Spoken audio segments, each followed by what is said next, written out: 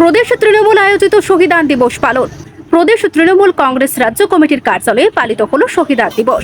উল্লেখ্য, 21শে জুলাই 1993 সালে কলকাতার রাজপথে পুলিশের গুলিতে নিহত হয়েছিলেন 13 জন তৃণমূল কর্মী।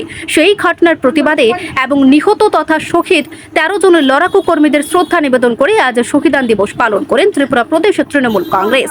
রাজ্য কার্যালয় ভবনে উপস্থিত ছিলেন তৃণমূল যুব নেতা শান্তনু সাহা ও দলের অন্যান্য কর্মবৃন্দরা।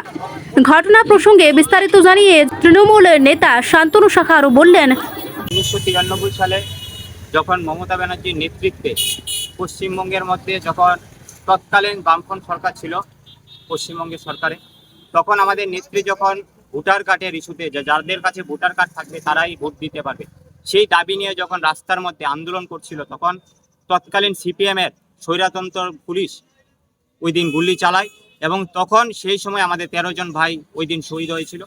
সেই শহীদ ভাইদের কথা স্মরণ করে আমরা আজকে ত্রিপুরা রাজ্য তৃণমূল কংগ্রেস আজকে আমরা শহীদ দিবস পালন করছি। কারণ 21শে জুলাই তৃণমূল কংগ্রেসের কর্মীদের জন্য একটা আবেগের দিন।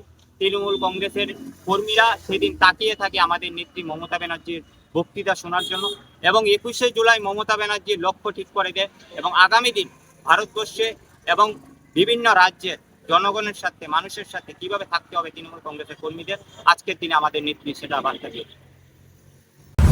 রিপোর্ট সংবাদ প্রতীক্ষা।